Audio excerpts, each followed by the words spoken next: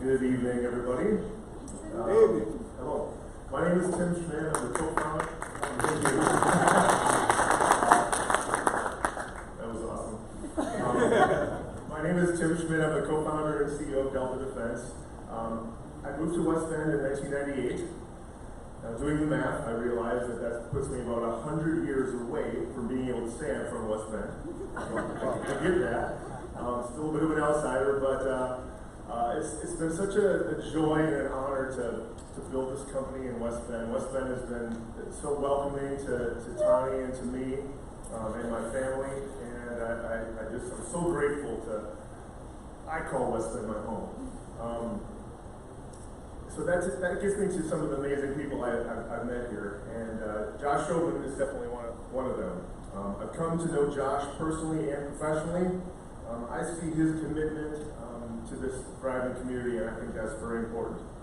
So in addition to this being the 20th anniversary of Delta Defense, it's also a very special day for Josh.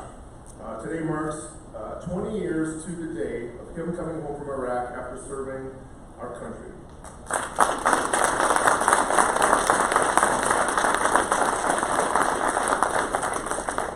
So Josh, I personally thank you for your service to our country and to Washington County. And ladies and gentlemen, please let's give a warm welcome to my friend and your county executive, Josh Schoemann.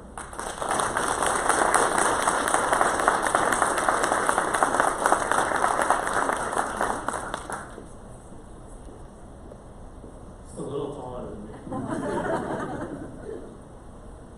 Thank you, Tim, for that wonderful introduction. I appreciate it very much.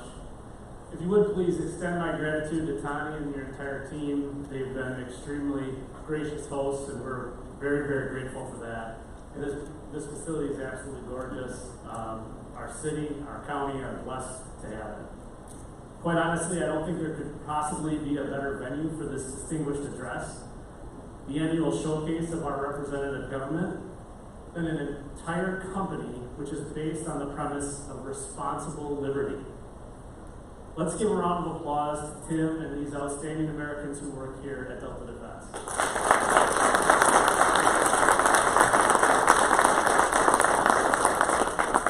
Before I jump into the text of the State of the County address, let me start with a few thank yous. First of all, to our County Executive Office team, if you could please stand. Thank you for all your efforts to arrange this ceremonious event. Sarah. Thank you to my beautiful wife, Jody, for being here today and for your love and support for the past 4 years in this office and for the past 22 years of marriage. I couldn't do this work without you. Finally, to my sons, Kale and Drake, who couldn't be here today due to school conflicts. I love you boys both very much, and I'm so very proud of the young men you are becoming. I dedicate this speech to you both, and to every son, daughter, and grandchild who represent the next generation of our great community. With that, that's worth it. They're really not that bad, kids. Chairman Schleif, representative county board supervisors, constitutional officers, elected and appointed leaders, colleagues, friends, family, and fellow Washington County citizens.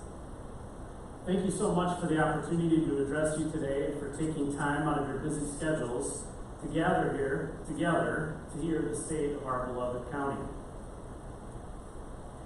As we began preparations for today, I tried to think of the best location to capture the founder's vision of America, a nation of representative government founded on responsible liberty.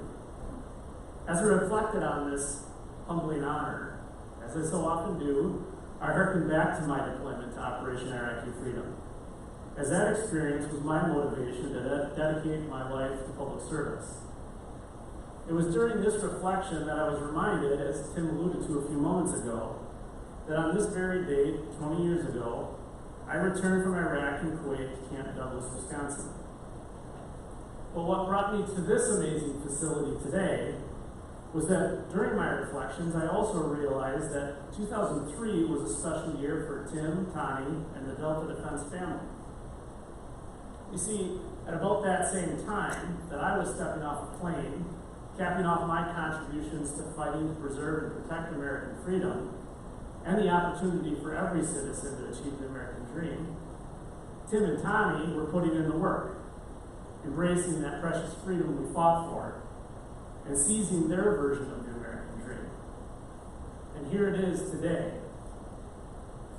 20 years later, and with no doubt countless setbacks and probably a few hurdles, we stand together in this beautiful facility that houses this thriving company created by two remarkable Americans and their unbelievable team of people. 20 years later, Delta Defense is a company thriving on its foundational values: honest, humble, happy, hungry, and healthy. And there's a few more other colorful words in there. I'll let you read them yourself. And 20 years later, after dedicating my life's work to the service and sacrifice of my fellow veterans and my Lord, I stand before you today as the first county executive in Washington County history, delivering the State of the County address for the final year of the maiden term of this esteemed office. I've learned a great deal, more than I can ever describe in a speech, but I do know 20 years later, my fight for our fellow citizens, both present and future, long endures. Focus now on our great community, creating opportunities for our neighbors to achieve our own version of the American dream. I cannot do any of it without our selfless, and passionate team of people. Thank you to the cabinet members, department heads, constitutional officers, and county board supervisors, many of whom are here with us today, who keep this perpetual fight for responsible freedom alive. Please stand and be recognized.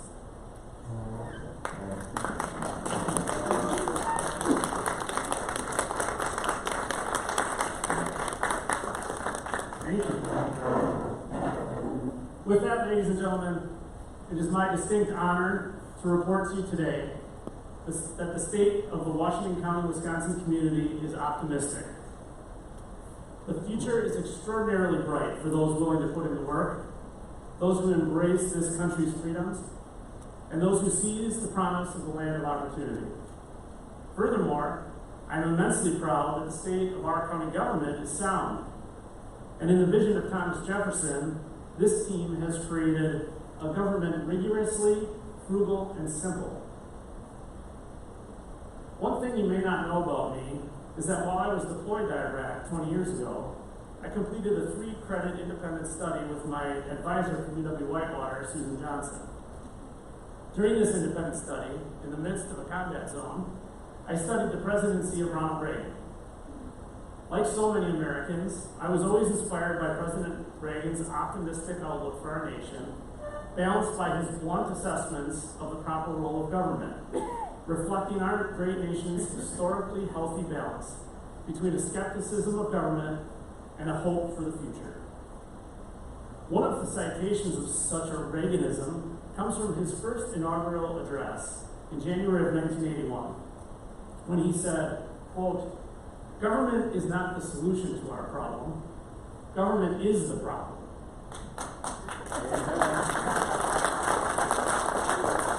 In the most conservative county in Wisconsin, I kind of expected that applause.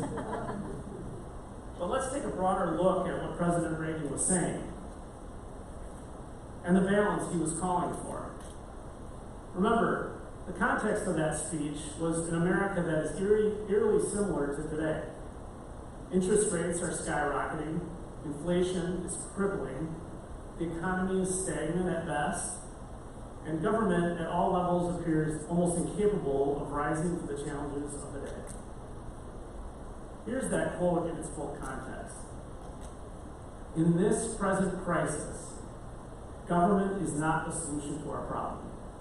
Government is the problem. From time to time, we've been tempted to believe that society has become too complex to be managed by self-rule, that government by an elite group is superior to government for, by, and of the people. But if no one among us is capable of governing himself, then who among us has the capacity to govern someone else?" Ladies and gentlemen, Isn't this a vivid depiction of what we have seen since COVID? But there is something different happening here in Washington County, Wisconsin county government. In our county government, every day we begin focused on the people, not on the organization, not on the bureaucracy, and not on the institutions. Every day we strive to create an environment, the opportunity for every single citizen to achieve their own authentic quality of life, their American dream. Are you saying to yourself right now, wait, isn't every government trying to do this? Well, another thing I've learned in my 20 years since returning home is that, sadly, the answer is no. Quite frankly, governments and public institutions at every level across this nation are too busy trying to be all things to all people, are too focused on the wants of the bureaucracy, and not focused enough on the people and the programs serving the people. Take, for example, higher education across America, where there are simply too many institutions serving too few students, and where administration and bureaucracy seem to be prioritized before student services and programs. The state of higher education speaks for itself. Enrollments are down nationwide, and schools are closing at unprecedented rates. But here is a good example of the Washington County difference. Rather than waiting for our future to be determined for us, we put a task force of diverse thought leaders together to proactively create a solution specific to our community, with a simple directive of revitalizing higher education to achieve better results for students, businesses, and our community, the people. Change is hard, but I am proud of the proactive and pragmatic approach we have taken to this difficult challenge. Although we ran into some hurdles, we have and continue to work with UWM and Moraine Park Technical College to fight for a solution focused on the people, not on the bureaucracy or institutions. You see, the something different in Washington County is that we have been laser focused on the people and on small and effective government that serves the people. The past 4 years tell the story here in Washington County. Following the uncertainty in the weeks following COVID in 2020, while most communities mindlessly shut things down and wantonly invoked government mandates of all kinds as they came down from higher levels of government, Washington County was among the first to open and avoid mandates at every responsible turn. Fast forward to today, over 3.5 years later, as locales across America and the world once again float test balloons for a variety of COVID mandates, you can rest assured, as long as I'm county executive, we will serve the public health needs of our most vulnerable, and there will be no such mandates for our community from Washington County government. Responsible liberty, period, the end. But that's only the start of what differentiates Washington County. I would implore you to reflect on 2018, when communities across Wisconsin complained about the quality of their roads. Instead of taking responsibility for their own failed spending priorities, they pointed blame at others, like Scott Walker and legislative Republicans. Do you remember the political tropes of the time? The Scott Holes campaign, for example? Or Just Fix It, the government-sponsored propaganda that was run at the time? Or how about Tony Evers' Fix the Damn Roads gubernatorial campaign shtick? While all this politicking was transpiring, Washington County focused on the policy problem, not the political jargon. We listened to the people and responded. We created a comprehensive solution for the next 30 years, and we did it without raising taxes.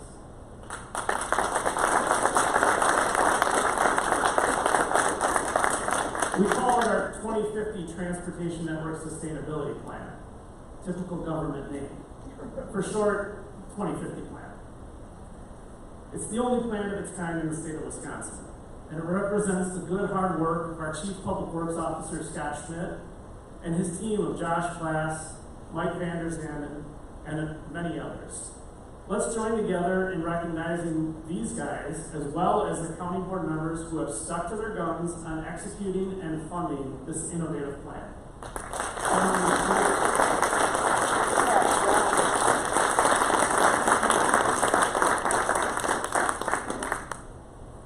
Let's be honest though, this work of effectuating change and implementing plans isn't always rainbows and unicorns. As a matter of fact, one of the first political fights was the implementation of the 2050 plan, and particularly the extension of County Highway W north of St. Lawrence. Some of those county board supervisors who just sighed very loud lived through that experience twice. As with the Hartford reliever up discussion a few years prior, as it is with so many of these local issues we tackle, the County Highway W extension was personal for those who lived nearby, including multi-generational Washington County resident Dennis Guerin. These were the farms he grew up on, after all. These are the neighbors we consider his family. Needless to say, Dennis and I were on opposite ends of more than one political skirmish at the time. In the end, County W extension, just like the Hartford reliever route before it, lost on the floor of the county board. But what makes Washington County different than Madison or DC or most other communities is here we don't just take our ball and go home. Instead, Dennis's grandson Jake brought an idea for some modifications to County Highway S that would be less expensive and would solve the problem from a local perspective. I am excited to report to you today that in 2024, we will be constructing a compromise version of Jake's idea, which will make these intersections immeasurably safer at a much cheaper price tag than the County Highway W extension. With us today is Dennis Guerin. Thank you, Dennis. Please extend our gratitude to Jake and your son Leroy for your spirit of compromise in your neighborliness.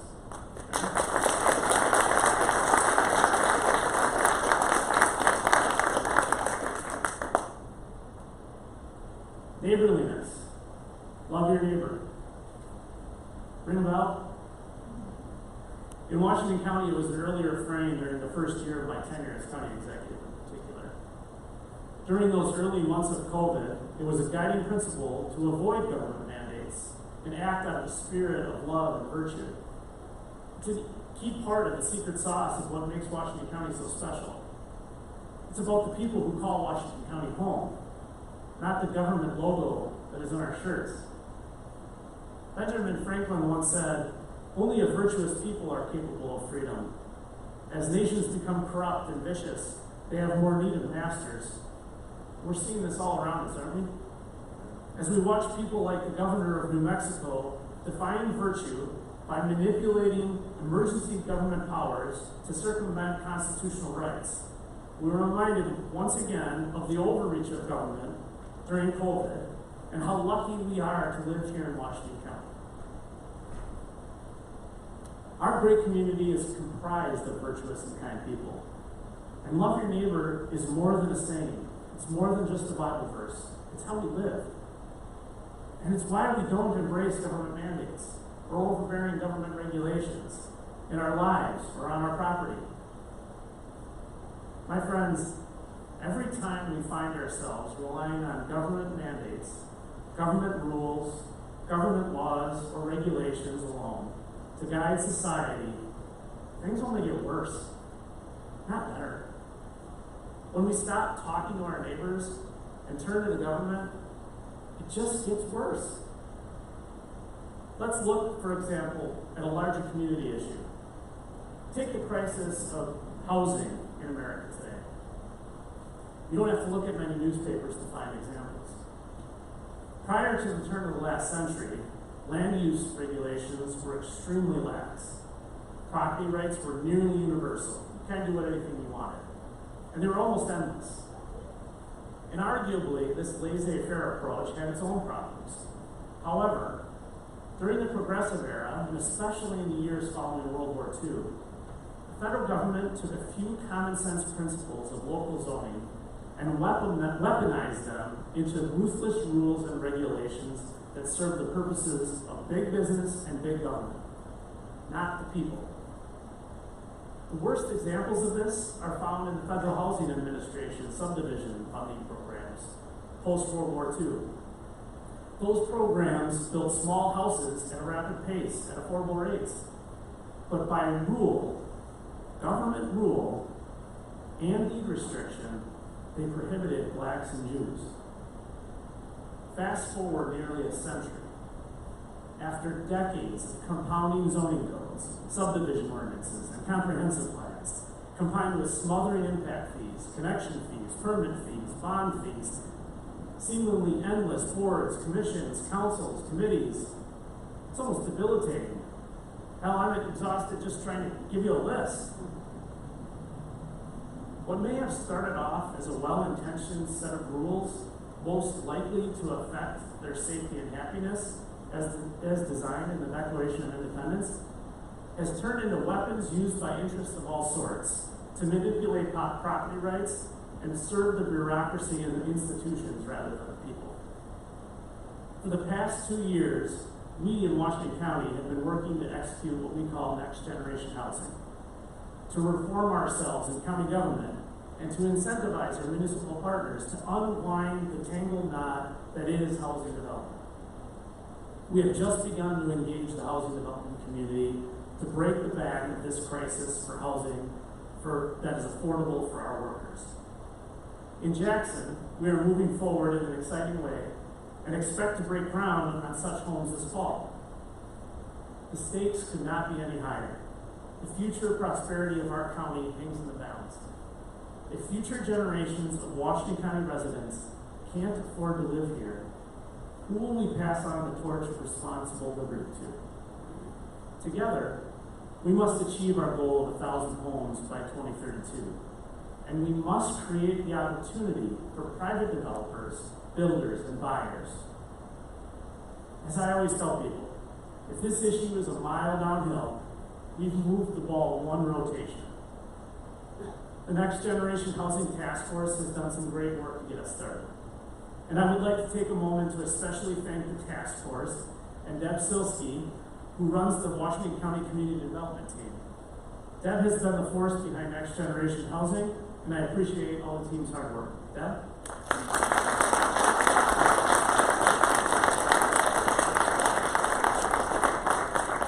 By the way, stay tuned in the next week or two as we have some exciting developments in the Oaks of Jackson in our Next Generation Housing Down Payment Incentive Program that will be rolled out. Neighbors, until local zoning and subdivision regulations are simplified, this fight will go on. Until we have building permits where costs simply require a homeowner's skin in the game, rather than covering every government employee's salary from the janitor to the inspector to the administrator, this fight will go on. Until we put an end to the outrageous impact and connection fees that add thousands or tens of thousands of dollars to the price of a home, this fight will go on. Until government is no longer prioritizing regulations and funding its bureaucracy and institutions on the backs of housing development, and instead is responsive to the needs of the people, this fight is going to rage on. Future generations of Washington County residents are counting on us. Time and again, over the history of this great American experiment, leaders from various political stripes have answered the call to bring us back to our foundation. Government of we the people. In 1897, in his speech entitled "The Danger Threatening Representative Government," then Wisconsin Governor Bob LaFollette, later known as Fighting Bob, made an impassioned statement regarding corporations and political cronies. And I quote, "The basic principle of this government is the will of the people. This was to be accomplished by electing men to make and men to execute the laws, who would then represent in the laws so made and executed the will of the people. This was the establishment of a representative government, where every man had equal voice, equal rights, and equal responsibilities. Have we such a government today? Or is this country fast coming to be dominated by forces that threaten the true principle of representative government?" Ladies and gentlemen, that was over 125 years ago. nearly a century and a quarter later, I would challenge you to contemplate whether the same could be said of our existing bureaucracy and institutions, and of our existing government from these past generations. Reagan and La Follette are two very different leaders from different political stripes in two very different eras. But they are really saying the same thing. Representative government and responsible liberty are the key ingredients to a thriving society. Of course, there's no such thing as perfection. The founders told us we would constantly be in pursuit of a more perfect union. It's the nature of human beings.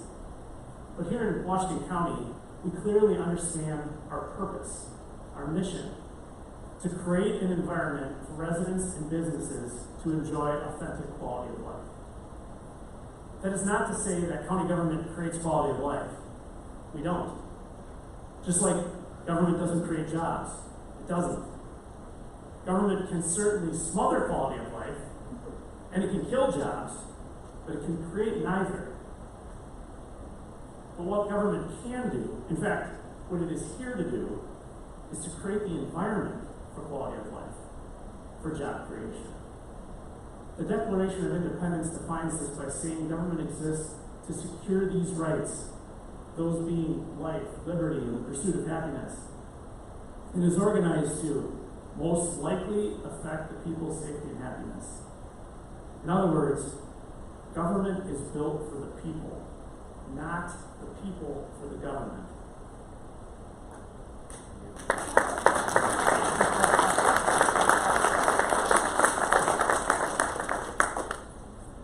We've accomplished a lot in the past decade to achieve a shared vision of small and effective government that is built for the people, but we have a lot left to do. Just in the next 2 years, in my biennial budget, I will announce tomorrow, we will once again lower the property tax rate to levels not seen since Fighting Bob La Follette was a young Republican progressive governor of Wisconsin, trying to return the power to the people. We will once again lower property tax collections, our tax levy in 2024, marking the 5th such reduction in the past decade. While living up to Thomas Jefferson's frugal standard of government, we are also making major investments in this budget in his simple standard of government by making our largest investment in shared services ever, allocating over $1 million by 2025 in county sales tax to offset direct expenses which our municipal partners have historically paid, as well as over $3 million in indirect expenses to the countywide radio system. In doing so, today I call on every municipality in our county to put your shared revenue money, which you got from the new state budget process, toward your constituents' highest priorities, which you've made clear to us. Most of them have made it clear to all of us. They have said roads are near the top of the list. Once you've done that, join us in better using tax dollars through shared services.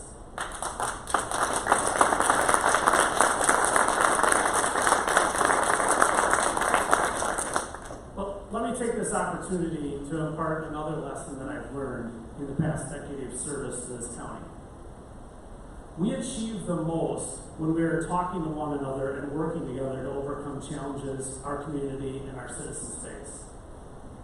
This is why we have started to regularly convene the chief elected officials with every municipality. Prior to my arrival at the county, the city of West Bend and Washington County had been in skirmishes over a handful of issues and disputes for cumulatively a century. At that time, under the leadership of County Board Chairman Tenney's and Mayor Sedonico, I had the privilege to work with city administration to develop a city-county agreement that resolved a handful of these disputes involving millions of dollars of projects and services over many years. We didn't negotiate by letter to the editor. We didn't communicate by resolution. We talked through it. And when we came to an impasse, which occurred more than once, the chief elected officials worked out a solution and brought it to a unified plan to their respective elected bodies. Let us follow the example of Mr. Teddy's and Mr. Sadonikow and lay down arms in the battle of political posturing and rhetoric.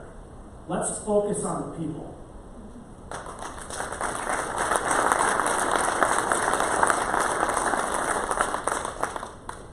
Washington County government is one of the largest employers in the county. I hate saying that out loud, but it's true. With that size comes the advantage of economies of scale that our municipal partners simply can't achieve. Our county government has the people, the equipment, and the capacity to help in a variety of ways. One recent example of this renewed effort to collaborate has been approved in a new partnership with the City of Hartford to have unified public safety dispatch services. I'd like to applaud Hartford's leadership to take a long, hard look and assess the changing environment and the city's future needs. Police Chief McFarland and Fire Chief Stevens led the efforts and are to be commended. Thanks to their efforts, in 2024, Washington County will allocate roughly $250,000 of county sales tax to deliver this critical services to the citizens of the Hartford area. Accordingly, the City of Hartford will save hundreds of thousands of dollars in their annual budget, which can be reprioritized to their citizens' highest priorities. Here with us today is Chief Stevens. Thank you to the entire Hartford team. Please pass on our sincere gratitude to Chief McFarland. We look forward to working with you towards a safe and secure community for all our citizens. Thank you.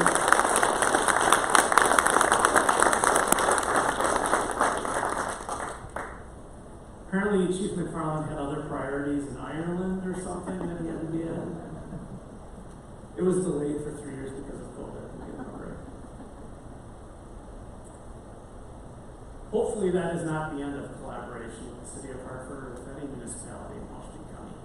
Hopefully, this collaboration with Hartford is an excellent example, but it is just a start.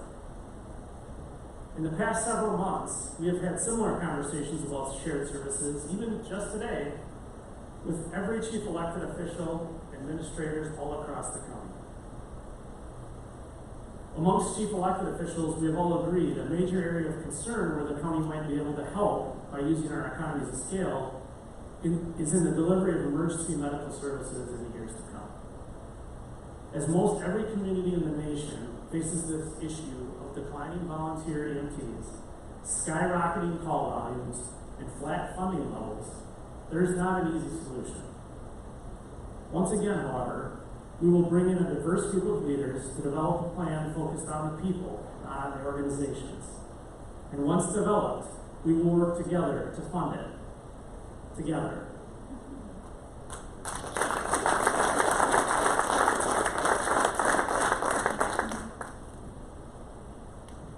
The past 4 years has been an absolute privilege for me. Thank you for that. It has been such an incredible start in creating the environment for authentic quality of life. But the work goes on and the fight continues. Whether it is local government regulations and fees that are stifling our dire need for a new inventory of starter homes, or the clear necessity of a new vision for higher education focused on students, businesses, and community here in Washington County, or the avoidance of an impending crisis for our citizens, especially for our seniors, as EMS services are pinched and stretched to a breaking point. One thing is unequivocally clear. Our efforts must be acutely directed at putting the people over bureaucracy and institutions. My fellow citizens, President Reagan was right. In this present crisis, government is not the solution to their problem. Government is the problem. Unfortunately, we find ourselves in such a crisis once again. Take heart, however. Our hope is in the Lord, and our optimism is not found in the government. Our optimism is found in the people. Together, we the people will reinvigorate government for, by, and of the people, focused on serving your needs. Because of you, my fellow citizens, the future of Washington County is optimistic. Thank you. God bless you.